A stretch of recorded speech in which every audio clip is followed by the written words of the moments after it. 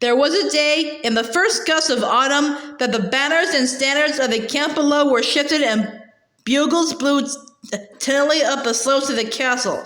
By this the witch guessed that the troop had arrived in Red Windmill and were being given a royal welcome. They've come so far, they won't wait now, she said. Go, Killjoy, go find them and show them the quickest way here. She loosed the senior dog, and so strong were his exhortations that the entire pack of his kin went racing along with him, howling with joy and frantic to do their duty. Nanny, cried the witch, put on a clean petticoat and change your apron. We'll have company by nightfall. But the dogs didn't come back all afternoon and into the gloaming, and the witch could see why. With a telescopic eye and a cylindrical casing invented by the witch along the lines of Dr. Dillamond's discovery about opposing lenses, she fell at a shock of carnage. Dorothy and the lion trembled with the scarecrow beyond, while the Tin Woodman struck the heads of her beasts one after the other with his axe. Killjoy and his wolfy relations lay scattered like dead soldiers on a field of retreat. The witch danced with rage and summoned Lear. Your dog is dead. Look what they did, she cried. Look and make sure that I didn't only imagine it.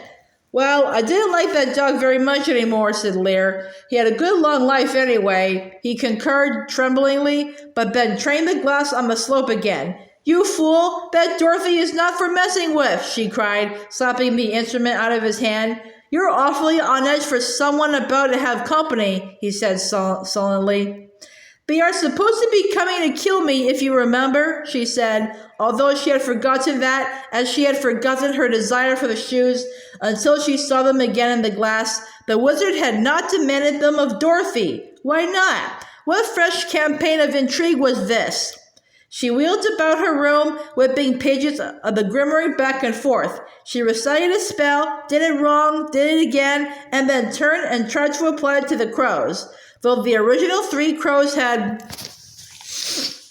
long since fallen stiffly from the top of the doorframe, there were plenty of others in residence still, rather inbred and silly, but suggestible in a stupid mob-like way. Go, she said. Look with your eyes more closely than I can. Pull the mask off the scarecrow so we can know who he is. Get them for me.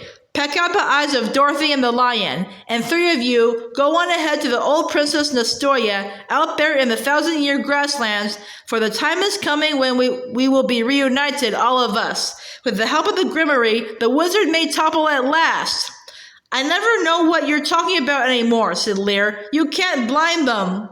Oh, watch me, snarled the witch. The crows blew away in a black cloud and drummed like books shot through the sky down the jagged precipices until they came to the travelers. A pretty sunset, is there? Said Nanny, coming up to the witch's room in one of her rare forays, Chistery as always providing service.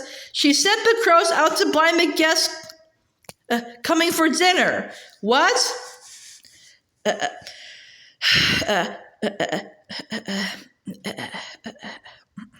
She's blinding the guests coming for dinner. Well, that's one way to avoid having to death, I suppose. Will you lunatics hush up? The witch was twitching as if it were a nervous disorder. Her elbows flapped as if she were a crow herself. She gave out a long howl when she found them in the glass. What, let me see, said Lear, grabbing the thing. He explained to Nanny because the witch was almost beyond speech by now. Well, I guess the scarecrow knows how to scare crows all right. Why, what's he done? They're not coming back, that's all I'll say, said Lear, glancing at the witch. It still could be him, she said at last, breathing heavily. You might get your wish yet, Lear. My wish? He didn't remember asking for a father, and she didn't bother to remind him. Nothing had yet suggested to her that the scarecrow wasn't a man in disguise. She would not need forgiveness if Fierro had not died. The light was failing, and the odd band of friends was making good time up the hill. They had come without an escort of soldiers, perhaps because the soldiers really believed that Kiamoko was run by a wicked witch. Come on, bees, said the witch. Work with me now. All together on this one, honeys. We need a little sting. We need a little zip. We want a little nasty. Can you give us a little jab? No, not us. Listen when I talk to you, you simpletons. The girl on the hill below. She's after your queen bee. And when you're through with your job, I'll go down and collect those shoes. What's the old hag blabbering about now? Said Nanny to Lear. The bees were alert to the pitch of the witch's voice, and they rose to swarm out the window. You watch, I can't look, said the witch. The moon is just like a pretty peach rising over the mountain, said Nanny with a telescope to her old cataracted eye. Why don't we put in some peach trees instead of all those infernal apples in the back? The bees, Nanny. Lear, take that from her and tell me what happens. Larry gave a blow-by-blow recounting. They're swooping down. They look like a genie or something, all flying in a big clump with a straggly tail. The travelers see them coming. Yes. The scarecrow is taking straw out of his chest and leggings and covering the lion and Dorothy, and there's a little dog too. So the bees can't get through the straw, and the scarecrow is all in pieces on the ground. It couldn't be. The witch grabbed the eyepiece. Lear, you are a filthy liar, she shouted. Her heart roared like a wind. But it was true. There was nothing but straw and air inside the scarecrow's clothes. No hidden lover returning, no last hope of salvation. And the bees, having none left to attack but the Tin Woodman, flung themselves against him and dropped in black heaps on the ground like charred shadows, their stingers blunted on his fenders. You've got to give our guest credit for ingenuity, said Lear. Will you shut up before I tie your tongue in a knot? Said the witch. I suppose I should start down and get some hors d'oeuvres going. They'll be peckish after these ordeals you're setting them, said Nanny. Have you an opinion as to cheese and crackers or fresh vegetables with pepper sauce? I see cheese, said Lear. Elphaba, what's your opinion? But she was too busy doing research in the grimory. It's up to me, as always was the case, said Nanny. I get to do all the work. I'm supposed to be teary with joy at my age. You think I could rest my feet for once, but no. Always the bridesmaid, never the bride. Always the godfather, never the god, said Lear. Will you two please have mercy on me? Now go on, Nanny, if you're going. Nanny headed out the door as fast as her old limbs could take her. The witch said, Chistery, let her go under her own steam. I need you here. Sure, let me tumble to my death. Delighted to be of service, said Nanny. It's going to be cheese for that. The witch explained to Chistery what she wanted. This is foolish. It'll be dark before long, and they'll tumble over some cliff and die. The poor dears, I'd rather not. I mean, the Tin Woodman and the Scarecrow, they can tumble all they want and not be much hurt, I imagine. A good tinsmith could repair a battered torso. But bring me Dorothy and the lion. Dorothy has my shoes, and I have a rendezvous with the lion. We're old friends. Can you do this? Chistery squinted, nodded, shook his head, shrugged, spat. Well, try. What good are you if you don't try, she said. Off with you, and your cronies with you. She turned to Lear. There, are you satisfied? I haven't asked them to be killed. They're being escorted here as our guests. I'll get the shoes and let them go on their way. And then I'll walk this grimory into the mountains and live in a cave. You're old enough to take care of yourself. Good riddance to bad rubbish. Who needs forgiveness now? Well, they're coming to kill you, he said. Yes, and aren't you just breathless with anticipation for that? I'll protect you, he said uneasily, and then added, but not to the extent of harming Dorothy. Oh, go sit at the table and tell Nanny to forget the cheese and crackers and go with the vegetables. She shook her broom at him. Go, I tell you. When I tell you to go. When she was alone, she sank in a heap. Either phenomenal luck lay with these travelers, or they had enough courage, brains, and heart among them to do quite well. She was taking the wrong approach, clearly. She should welcome the child, explain the situation nicely, and get the darn shoes while she could. With the shoes, with the help of the Princess Nestoria, maybe there would be vengeance against the wizard yet. Anyway, the grimory would be hidden, one way or the other, and the shoes removed outside the wizard's reach. But the shock of the death of her familiars made her blood run cold inside her. She could feel her thoughts and intentions tumbling over and over one another, and she wasn't really sure what she would do when face to face with Dorothy.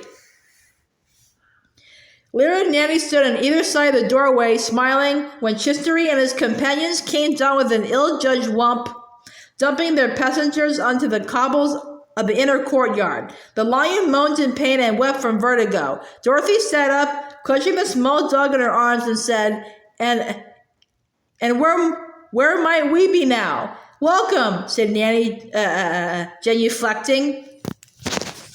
Hello, said Lear, twisting one foot around the other and falling over into a bucket of water.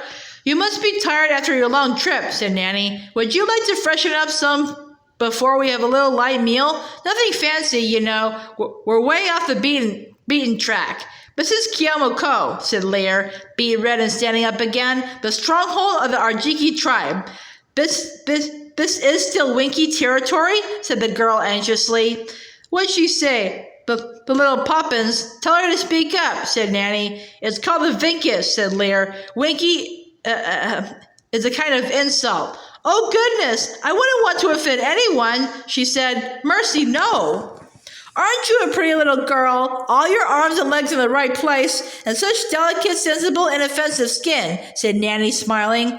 I'm Lair, he said, and I live here. This is my castle. I'm Dorothy, she said, and I'm very worried about my friends, the Tin Woman and the Scarecrow. Oh, please, can't somebody do something for them? It's dark and they'll be lost. They can't be hurt. I'll go get them tomorrow in the daylight, said Lear. Promise. I'd do anything. Really, anything. You're so sweet, just like everyone else here, said Dorothy. Oh, Lion, are you all right? Was it terrible? If the unnamed god had wanted lions to fly, he'd have given them hot air balloons, said the lion. I'm afraid I lost my lunch somewhere over the ravine. Warm welcomes, Nanny chirped. We've been expecting you. I've worn my finger to the bone, making a little something. It's not much, but everything we have is yours. That's our motto here in the mountains. The traveler is always welcome. Now let's go find some hot water and soap at the pump, shall we? And then go in. You're too kind, but I need to find the Wicked Witch of the West, Dorothy said. The Wicked Witch of the West. I'm so sorry to trouble you. And it looks like a perfectly wonderful castle. Perhaps on the way back if my travelers take me this way. Oh, well, she lives here too, said Lear, with me. Don't worry, she's here. Dorothy looked a little pale. She is? The witch appeared at the doorway. She is indeed, and here she is, she said, and came down the steps at a clip, her skirts whirling, her broom hurrying to keep up. Well, Chistery, you did good work. I'm glad to see all my efforts haven't been for naught. You, Dorothy Gale, the one whose house had the nerve to make a crash landing on my sister. Well, it wasn't my house in a legal sense, strictly speaking, said Dorothy, and in fact it hardly belonged much to Auntie Em and Uncle Henry, except for maybe a couple of windows and the chimney. I mean, the Mechanics and Farmers First State Bank of Wichita holds the mortgage, so they're the responsible parties. I mean, if you need to be in touch with someone, they're the bank that cares, she explained. The witch felt suddenly oddly calm. It's nothing to me who owns the house, she said. The fact is that my sister was alive before you arrived, and now she's dead. Oh, and I'm so very sorry about that, said Dorothy nervously. Really, I am. I'd have done anything to avoid it. I know how terrible I'd feel if a house fell on Auntie Em. Once aboard, the porch roof fell on her. She had a big bump on her head and sang hymns all afternoon, but by evening she was her old cranky self. Dorothy tucked her little dog under her arm and went up and took the witch's hands in hers. Really, I'm sorry, she insisted. It's a terrible thing to lose someone. I lost my parents when I was small, and I remember. Get off me, said the witch. I hate false sentiment. It makes my skin crawl.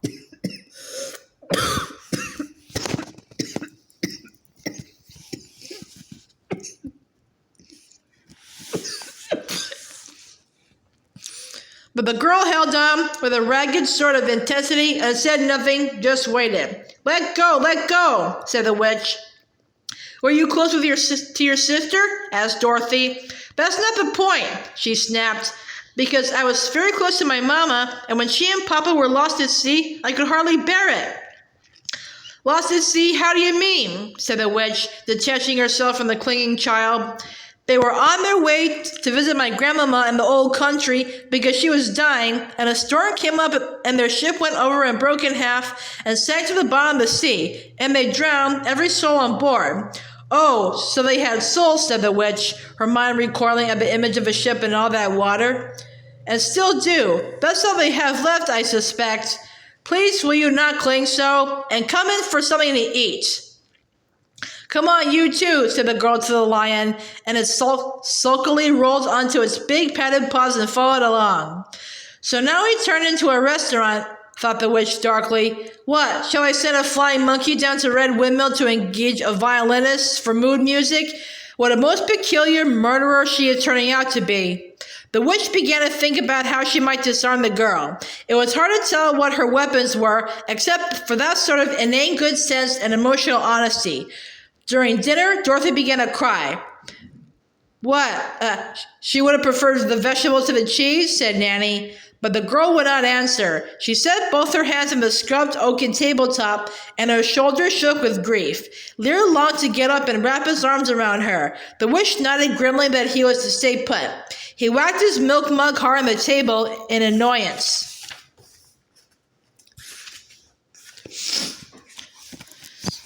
It's all very nice, Dorothy said, at last sniffling, but I am so worried for Uncle Henry and Auntie Em.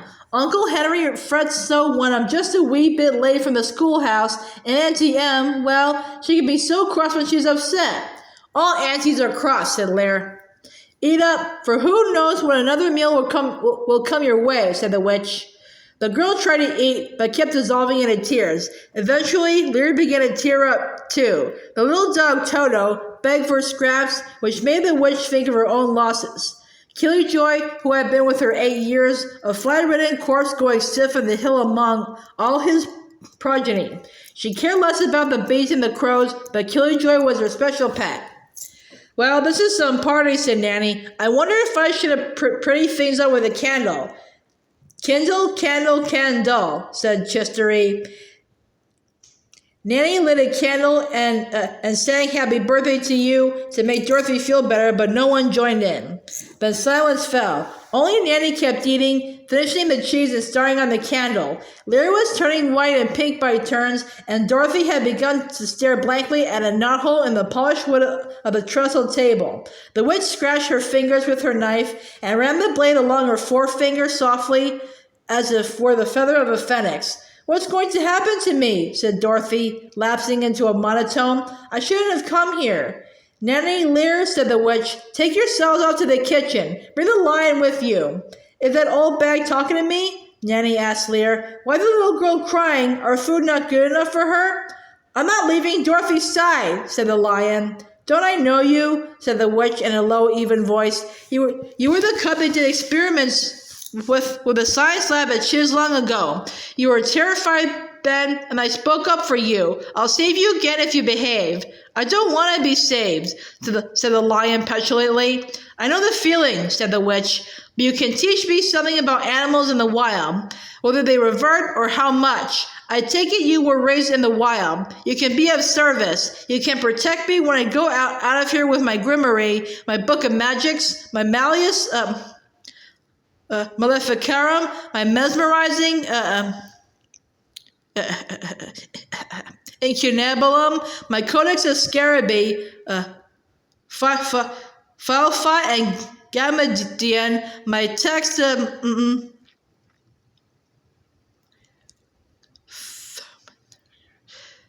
Thaumaturgical. The lion roared, and so silently they were all jolted in their seats, even Dorothy. Thunder at night, devil's delight, observed Nanny, glancing out the window. I better take in the laundry. I'm bigger than you, said the lion to the witch, and I'm not laying Dorothy alone with you.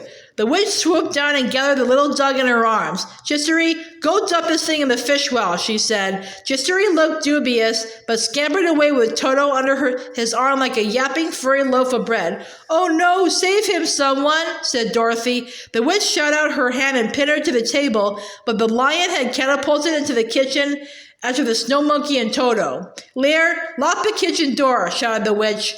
Bar it so they can't come back. No, cried Dorothy. I'll go with you. Just don't hurt Toto. He's done nothing to you. She turned to Lear and said, please don't let the monkey hurt my Toto. The lion is useless. Don't trust him to save my little dog. Do I take it we'll have pudding by the fire? Said Nanny, looking up brightly. It's caramel custard. The witch took Dorothy's hand and began to lead her away. Lear suddenly leaped over and took hold of Dorothy's other hand. You old hag, let her alone, he shouted.